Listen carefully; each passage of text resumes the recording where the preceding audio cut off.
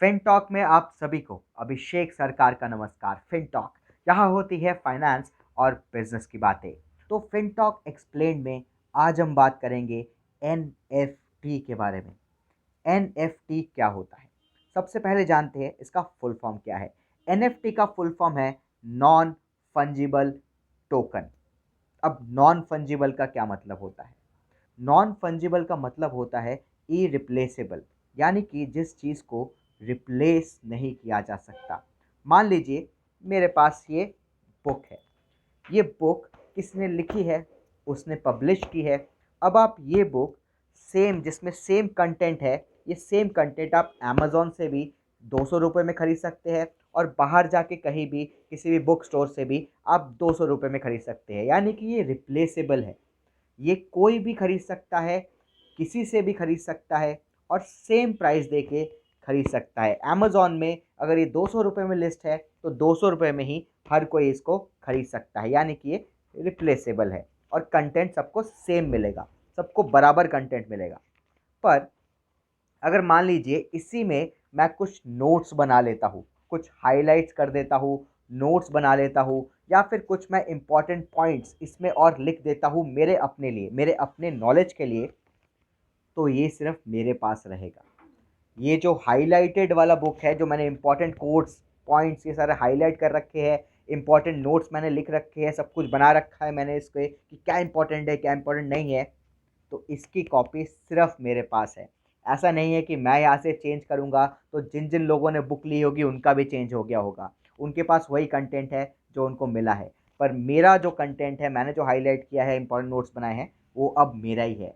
वो non fungible है, वो रिप्लेसेबल नहीं है। एक और एग्जांपल दूंगा। मान लीजिए आप बाहर से कोई डायरी परचेज करते हैं, तो डायरी तो बिल्कुल कोरा होता है, बिल्कुल कुछ लिखा नहीं होता, उसमें आपका कोई नोट नहीं होता।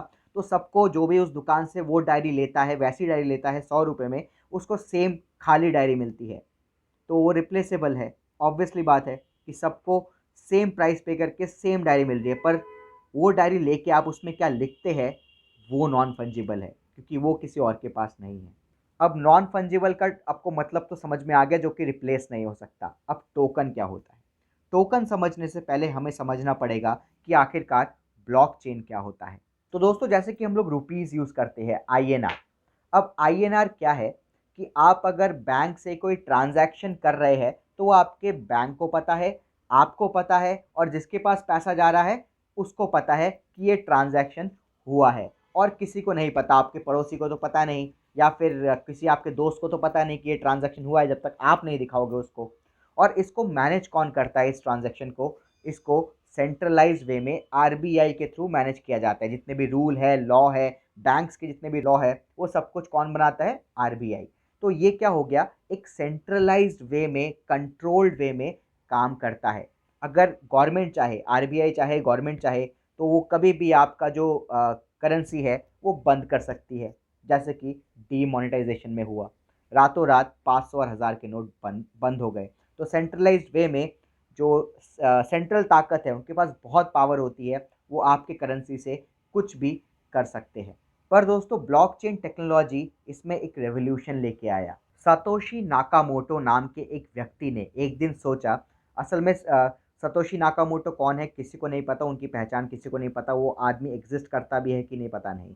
पर उन्होंने एक दिन सोचा कि कुछ ऐसा वर्ल्ड बनाया जाए कि आप कुछ भी ट्रांजैक्शन करते हो, कुछ भी करते हो, वो पूरी दुनिया को पता हो, सेंट्रलाइज ना हो, किसी एक ऑर्गेनाइजेशन या इंस्टीट्यूशन के पास वो ताकत ना हो, पूरी दुनिया के पास ताकत हो उसको बदलने की, चेंज करने की, रूल बनाने की, उसको देखने की, डिसेंट्रलाइज्ड वे में।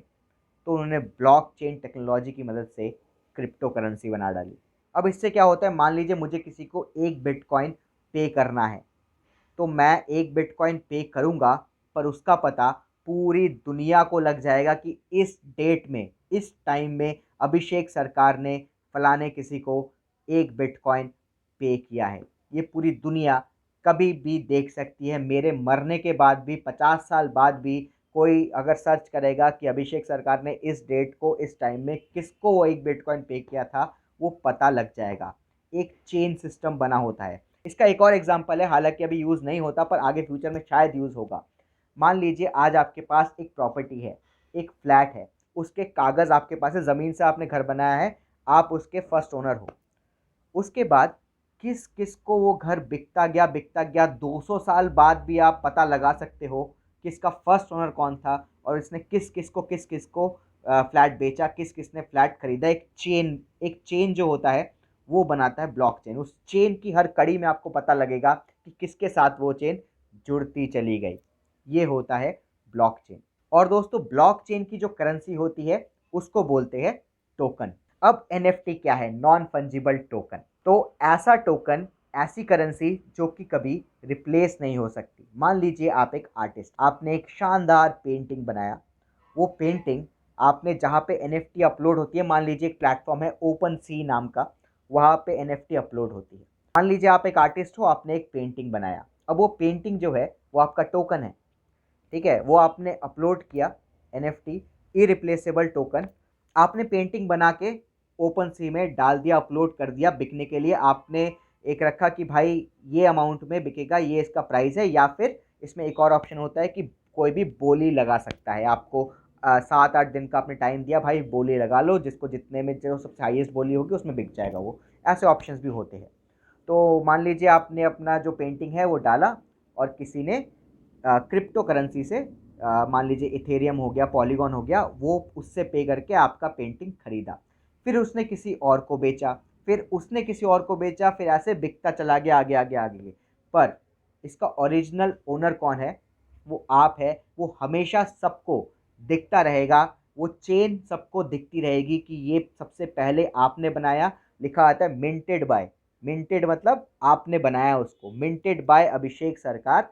फिर आगे इस डेट को इस दिन इसको इस प्राइस में इस बंदे ने खरीदा, फिर इस डेट को इस टाइम को इस प्राइस में इस बंदे ने खरीदा। भले ही वो 100 साल तक बिकता रहे पर पूरा चेन हर किसी को दिखता रहेगा।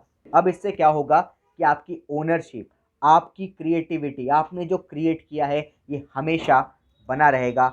आपके पास ओरिजिनल चीज़ हमेशा रहेगी। तो इससे क्या होगा कि जो भी ओरिजिनल चीज़ है ना, मान ले आपने ओरिजिनली कुछ भी बनाया है मिंटेड बाय यू, तो वो हमेशा सबको दिखे कि भाई ये जो है ये ओरिजिनल है। कोई पायरेसी वाला काम जो है वो ख़त्म हो जाएगा। क्योंकि मैं अगर कोई चीज़ खरीदता हूँ, मुझे ओरिजिनल ही खरीदना है वो चीज़, तो मैं देखूंगा भाई इसकी हिस्ट्री क्या है, ये कब मिंट हुई, किसने मिंट किया, उसके बाद किसने खरीदा। तो अगर कोई चीज़ ओरिजिनल नहीं है तो किसी ने मिंट नहीं की होगी, ऑब्वियसली बात है। तो मैं ये समझ जाऊंगा भाई ये ओरिजिनल है और ये फेक है। अब दोस्तों आप लोग बोल रहे होंगे कि यार हम तो बचपन से, यार इंडियन है हम लोग, बचपन से हम लोग पायरेटेड चीज़ें हम लोग करते हैं यूज़। कोई भी फ़ोटो चाहिए होता हम लोग गूगल फ़ोटोज़ में जाके डाउनलोड कर लेते हैं, कोई भी मूवी देखनी होती है टॉरेंट पे जाके हम लोग कर लेते हैं डाउनलोड। पर दोस्तों ठीक है, मैं मानता हूँ ये प्रॉब्लम भी जल्दी सॉल्व होगी वहाँ पे। पर दोस्तों ओरिजिनल चीज़ की जो वैल्यू होती है वो हमेशा बरकरार रहती है और उसकी ही कीमत सबसे ज़्यादा होती है। पायरेटेड चीज़ की कीमत कभी भी ओरिजिनल चीज़ से ज़्यादा नहीं हो सकती। तो ओरिजिनल ओरिजिनल ही रहेगा। और ये एनएफटी जो है ये फ्यूचर रहेगा, नॉन फंजिबल टोकन। ये खाली आर्ट के मामले में नहीं, आपकी फ़ोटोग्राफ हो सकता है, आपका वीडियो हो सकता है, आपका कोई कोड कोड हो सकता है, आपका कुछ बनाया हुआ ऑब्जेक्ट हो सकता है, आपका मीम भी हो सकता है, कुछ भी, anything you can create digitally, वो आपका एनएफटी बन सकता है। तो मैं उम्मीद करता हूँ कि आपको एनएफटी के बारे में समझ में आ गया होगा। अब एनएफटी कैसे यूज़ करना है, कैसे एनएफटी वीडियो अपलोड करनी है, फ़ोटो अपलोड करनी है, ये सब भी आपको सीखना है तो कमेंट बॉक्स में ज़रूर लिखिए, मैं आपको ज़रूर बताऊँगा। जय हिंद।